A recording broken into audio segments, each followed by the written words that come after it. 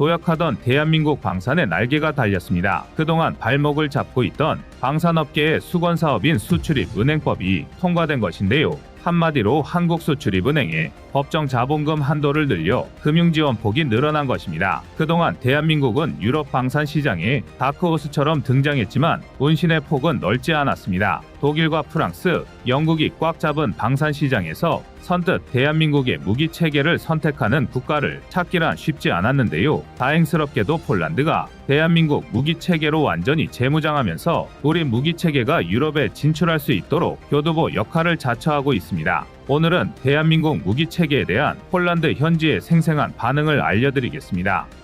지금 보시는 영상이 마음에 드셨다면 지인들의 카톡으로 공유해주세요. 여러분의 구독과 좋아요는 꺼리튜브 영상 제작에 많은 힘이 됩니다. 지난 29일 국회는 본회의에서 수출입은행법 개정안을 찬성 148명, 반대 29명의 압도적 표차로 가결했는데요. 이로써 수출입은행의 법정 자본금 한도는 현행 15조 원에서 25조 원으로 늘어나게 되었습니다. 물론 개정안을 가장 반기는 곳은 수은법 통과를 가장 기다렸던 국내 방산 업체들이었는데요. 지난해 대한민국은 폴란드에 1차 무기 수출 계약을 체결함으로써 수은의 법정 자본금 한도를 98.5%까지 소진했습니다. 현재 30조 원 이상 규모로 알려진 폴란드 무기 수출을 위해서는 법정 자본금의 한도 증액이 필수적이었는데요. 수은법이 통과되면서 자본금 소진율이 60%대로 떨어져 대출 등 금융 지원의 여력이 늘어난 것이죠. 먼저 하나에어로스페이스는 미뤄두었던 18조 원 상당의 무기를 폴란드 정부에 인도하려는 작업을 준비 중이며 현지 생산 물량이 포함된 K9 308문과 천무 70대에 대한 추가 수출 계약도 추진할 전망입니다.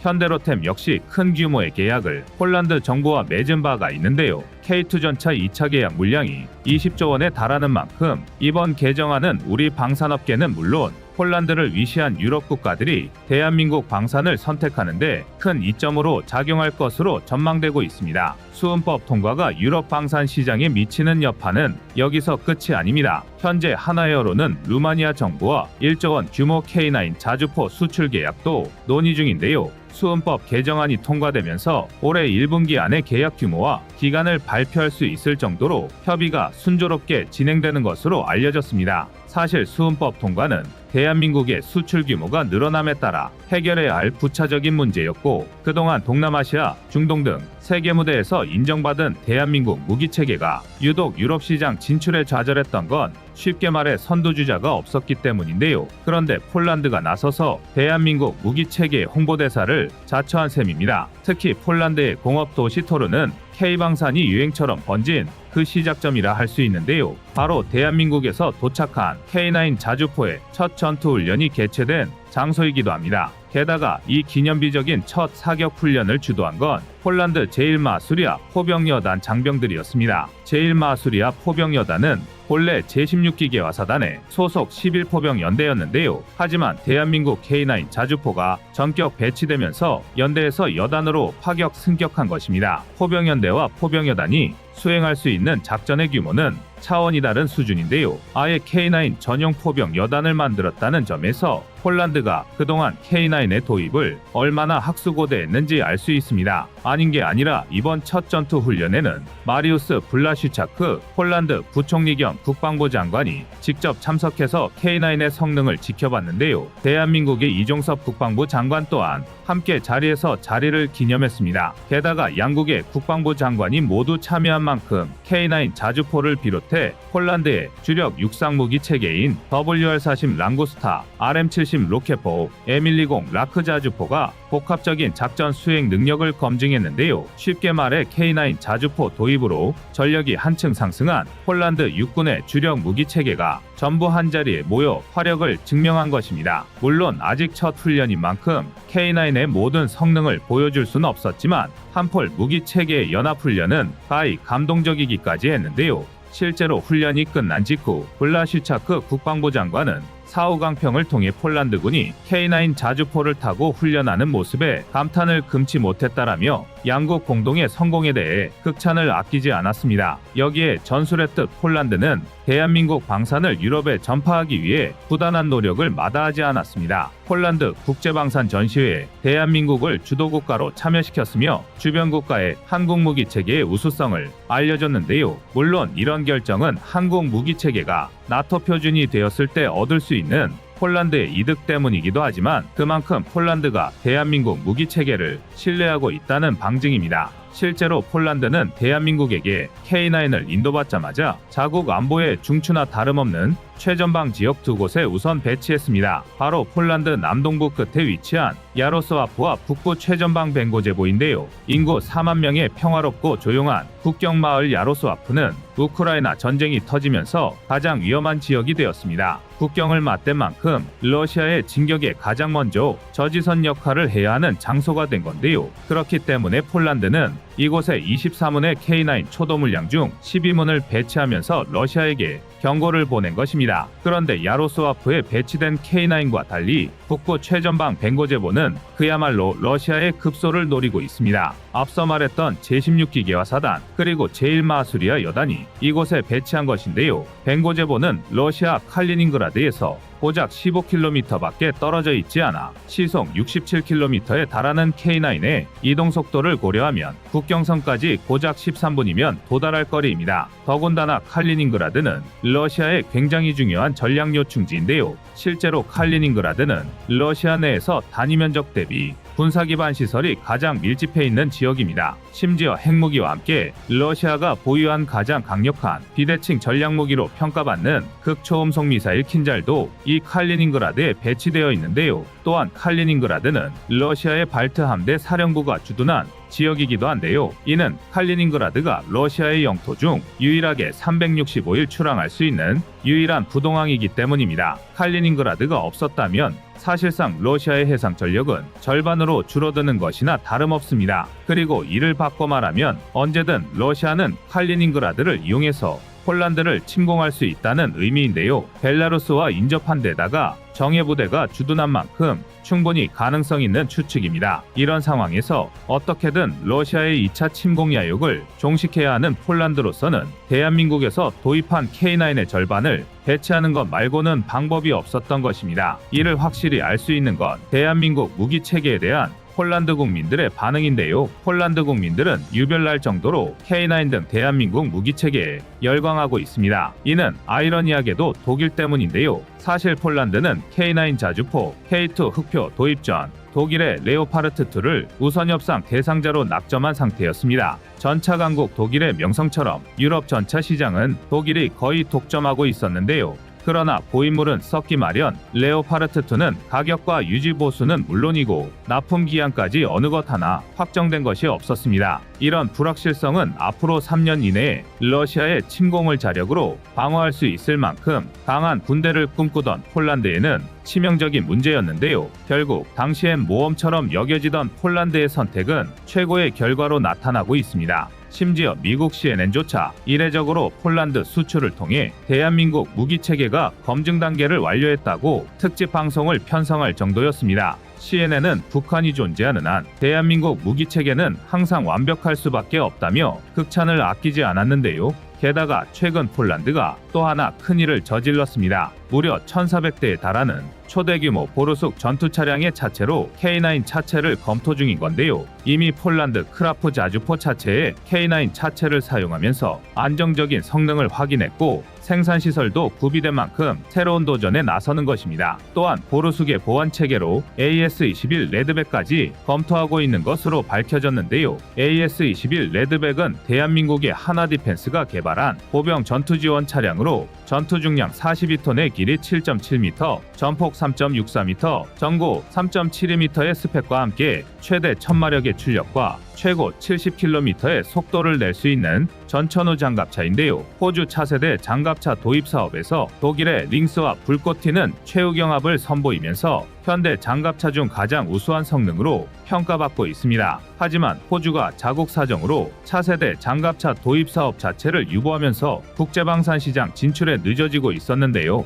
그런데 지난 2022년 10월 폴란드가 이 레드백에 눈독을 들이면서 현지 테스트를 진행했습니다. 그리고 레드백은 폴란드의 안목에 차고 넘치게 부응했는데요. 레드백은 최대 2.4km 거리의 표적을 정확히 명중시킨 것은 물론 각종 험지주파 테스트와 연령상 시스템, 야간 기동, 다른 장비와의 네트워크 기능을 시연하며 모든 부분에서 만점을 기록하며 폴란드군 관계자들을 경악하게 만들었습니다. 오죽하면 레드백 테스트를 지켜본 폴란드 국방부 고위 관계자가 언론과의 인터뷰를 통해 현재 운용 중인 BMP-1과 비교해 최소 50년 이상의 기술 격차가 존재한다라며 AS-21 레드백이야말로 폴란드 지상군 현대화의 마지막 보루가 될 것이라고 침이 튀도록 극찬을 아끼지 않았는데요. 게다가 레드백과 보르숙은 현재 폴란드가 생각하는 군의 전략 틀과도 굉장히 잘 맞아떨어집니다. 레드백과 보르숙의 기본 중량은 각각 42톤, 28톤으로 겉모습만 봤을 때는 무려 14톤이나 차이 나는데요. 이는 곧 무장과 방어력의 차이로 이어집니다. 사실 폴란드군의 계획은 자체 개발한 보르숙과 대한민국의 K2 흑표를 함께 운용하는 것이었지만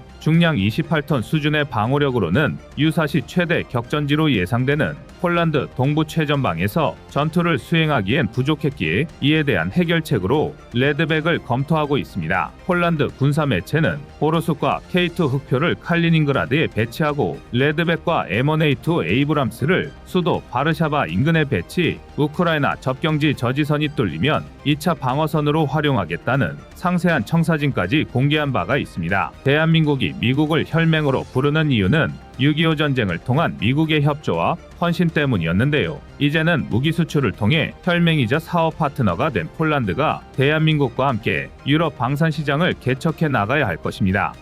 여러분의 구독과 좋아요가 꺼리튜브 운영에 많은 힘이 됩니다.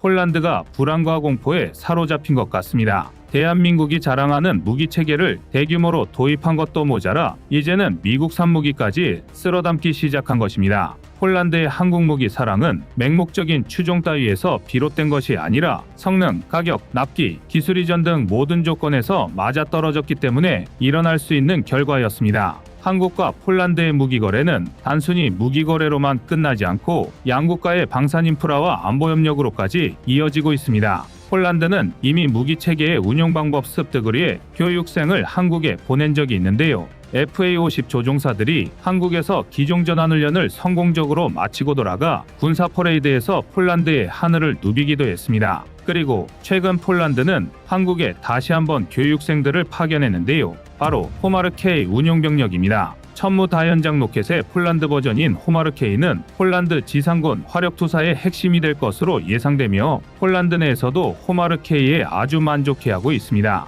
그런데 총 288문의 천무 도입 계약을 체결한 폴란드가 이번에 미국의 다연장 로켓 하이마스를 500문 가까이 도입하겠다고 발표해서 논란이 일어나고 있습니다. 폴란드라고 해서 무조건 한국 무기만 구매해야 하는 것은 아니지만 폴란드 내에서는 호마르K를 두고서 왜 성능이 뒤처지는 하이마스를 그렇게 많이 도입하는지 이해할 수 없다는 반응이 들끓고 있다고 합니다. 지난 2022년 10월 19일 K239 천무 288문 도입 계약을 체결한 폴란드는 차체화 발사 시스템은 자국산을 사용하기로 결정했고 제조사인 한국에서 먼저 시스템 통합 가이드를 제공하기 위해 옐츠 트럭 세대가 창원에 위치한 하나에어로스페이스 공장에 도착했습니다. 우리 기술자들의 손으로 천무 발사대와 결합 작업이 진행됐고 통합 작업을 마친 호마르K 한 대가 폴란드로 향하는 화물선에 실렸는데요. 한국에 남은 나머지 2대의 호마르K 역시 통합 작업을 완료하고 주행 테스트와 실사격 테스트가 실시됐습니다.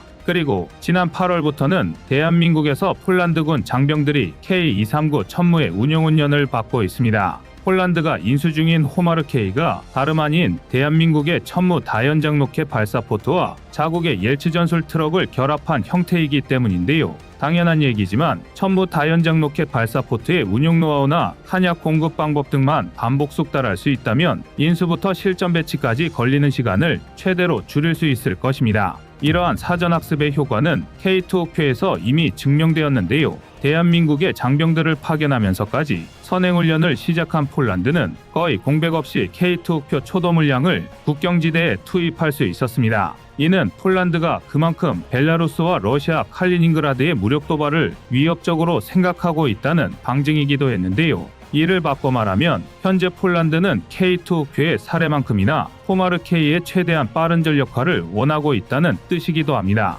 더군다나 호마르 K는 유동 날짜운이 따라주지 않고 있습니다. 일례로 지난 6월 20일 대한민국 마산항에서 출항한 호마르 K 초도부는 운항 중 이탈리아 시칠리아 남동쪽의 지브롤터 인근에서 이민자들을 태운 민간 선박의 구조 요청을 받았고 조난자 구조의 의무를 지키기 위해 계획된 경로를 이탈했습니다. 실제로 방글라데시인 32명, 이집트인 3명, 시리아인 1명 등을 구조한 우리 선박은 이들을 이탈리아 해안경비대에 인계하기까지 상당한 시간을 소모할 수밖에 없었는데요. 그나마 현지 시각 기준 지난 8월 21일에 폴란드 그단스크항에 입항에 성공했지만 해당 물량은 9월 5일부터 8일까지 개최된 중동부 유럽 최대 방산전시회 MSPO에서 먼저 선을 보였습니다. 폴란드 입장에서는 가뜩이나 부족한 시간을 최대한 알차게 보내고 싶은 게 당연한데요. 도합 218대에 달하는 계약을 체결한 호마르 K는 이후 2023년 말까지 18대가 순차적으로 인도되어 제18기계화 사단에 배치될 예정입니다. 폴란드 동부의 대도시 시에들체에 사령부를 두고 벨라루스와 우크라이나 국경지대를 따라 전력이 배치되어 있는 최전방의 그 부대인데요. 심지어 첫 세대만 대한민국에서 폴란드로 인도될 뿐 나머지 15대는 스탈로바 볼라에 소재한 현지 공장에서 생산될 예정입니다. 날이 갈수록 높아져가고 있는 폴란드와 벨라루스의 군사적 긴장도를 생각하면 당연한 조치입니다. 이처럼 천무가 폴란드에 도착해 폴란드 육군의 가장 강력한 화력투사 수단으로 자리 잡았다는 소식에 나토에서는 박수를, 벨라루스와 러시아에서는 비난을 보냈는데요. 그런데 폴란드가 여기에서 그치지 않고 이번엔 나토에서도 기겁할 만한 추가 계약을 발표해 유럽을 한바탕 뒤집어 놓았습니다. 이번 MSPO 2023에서 폴란드의 두다 대통령은 국방 예산을 전체 GDP의 4%인 총 43조 원으로 대폭 인상할 계획이라고 밝혔었는데요. 이 막대한 예산을 가지고 무엇을 할지 이목이 쏠리고 있는 와중인 지난 9월 11일 폴란드 국방부에서 중대 발표가 있었습니다. 바로 미국의 다연장 로켓 하이마스를 도입하는 계약을 체결한 것입니다. 또한 MSPO가 끝난 바로 다음 주 월요일 하이마스 도입 계약을 그대로 체결하겠다고 발표하며 구입 계약서에 서명하는 영상까지 공개됐습니다. 마리우시 부아슈차크 국방장관은 100억 달러 규모의 초대형 계약으로 2025년까지 총 486대를 도입하기로 결정했다고 발표했는데요. 발사대만 도입했었던 천무와 마찬가지로 하이마스 역시 발사대와 탄약만 도입하고 옐츠 트럭과 결합하여 호마르 K와 구별하기 위해 호마르 A라는 이름으로 재탄생하게 될 예정입니다. 그런데 이렇게 된다면 폴란드가 보유하는 다연장 로켓이 호마르 K 218문과 호마르 A 486문을 합쳐 무려 700문이 넘게 된다는 건데요. 냉전 시절 소련의 막강한 기가베이브를 저지하기 위해 서독에 대량으로 배치됐었던 M270 다연장 로켓을 훌쩍 뛰어넘는 규모의 화력이 폴란드에 배치된다는 것으로 폴란드 내부에서도 이건 너무 과한 게 아니냐는 말이 나오고 있을 정도입니다. 이렇게 폴란드가 마치 뭔가에 쫓기듯 하이마스 도입을 결정한 이유는 무엇일까요? 지난 9월 8일 폴란드 군 관계자의 발언을 살펴보면 그 이유를 짐작해 볼 수 있는데요. 폴란드군의 총참모장인 라이문드 안제이착 장군은 카르파치에서 열린 경제포럼에서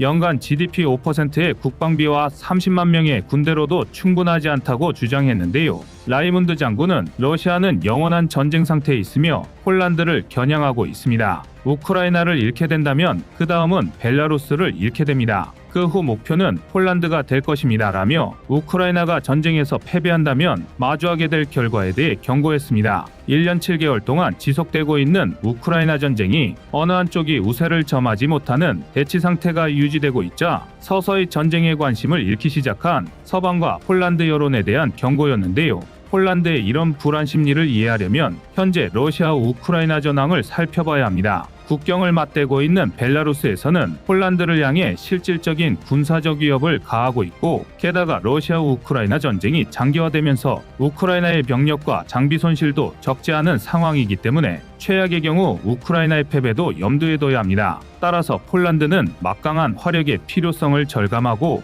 호마르 K 이외에 무려 486문에 달하는 하이마스까지 도입하려고 하는 것입니다. 사실 애초에 폴란드의 다연장 로켓 도입 계획은 천무가 아니라 하이마스였습니다. 폴란드의 자체 개발 다연장 로켓 WR-300 호마르가 기술 부족으로 실패하고 나서 미국의 하이마스 20문을 도입하려고 했으나 러시아 우크라이나 전쟁이 발발하게 된 것입니다. 갑작스레 급격한 군사력 증강이 필요해진 폴란드는 일단 미국으로부터 하이마스 500문을 구매하려 했는데요. 당연히 제코가 석자인 미국에 이게 가능할 리 없었습니다. 심지어 WR-40조차 우크라이나에 지원되는 바람에 폴란드군의 물자 창고는 하루가 다르게 텅텅 비어가고 있었는데요. 이런 상황에서 혜성과 같이 등장한 게 바로 대한민국의 K239 천무였습니다. 한국형 3축 체계의 핵심인 천무는 킬체인과 대량 응징 보복 두 단계에서 압도적인 화력을 담당하기 때문에 설계 개념부터가 안정적인 고화력 투사에 집중되어 있습니다. 당장 숫자상으로는 대한민국을 앞서고 있는 북한의 방사포, 장사정포를 큰 피해 없이 무력화하려면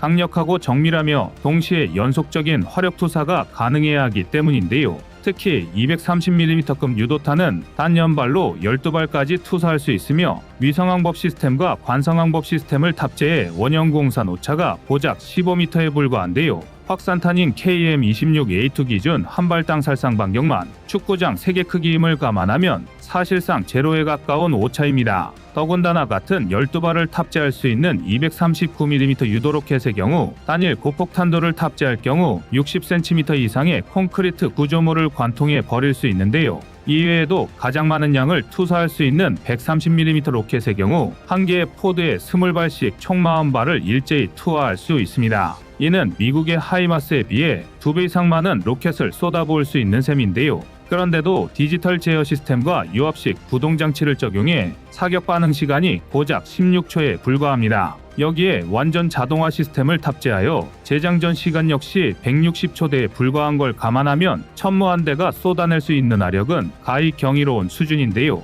이는 하이마스는 물론 경쟁 기종 중 가장 빠른 속도입니다. 하지만 최근 폴란드 주변의 안보 상황이 급변하자 위기감을 느낀 폴란드는 다시 하이마스 구매를 결정했는데요. 폴란드 내부의 반발이 만만치 않습니다. 한 폴란드 네티즌은 하이마스 486문 구매에 관련해 SNS에 다음과 같은 글을 남겼습니다. K239가 하이마스보다 우수합니다. 하이마스는 미국의 파병을 위해 공중 수송할 수 있도록 경량화 설계되었기에 K239는 하이마스의 2배에 달하는 로켓을 탑재할 수 있습니다. 또한 한국의 기술 협력을 통한 공동 개발로 우리의 요구사항에 맞게 조정된 미사일을 획득하여 미국의 통제에서 벗어나 국제 무기 시장에서 독립적인 역할을 할 수 있게 될 겁니다. 미국이나 이스라엘과의 거래는 우리의 산업을 통제하고 우리의 국가 이익에 반하는 행위입니다. 안보 위협에 시달리는 폴란드의 불안과 공포는 이해가 가지만 그렇다고 해서 천무보다 성능이 떨어지는 하이마스를 무더기로 사들이는 것은 큰 패착이 아닌가 싶습니다.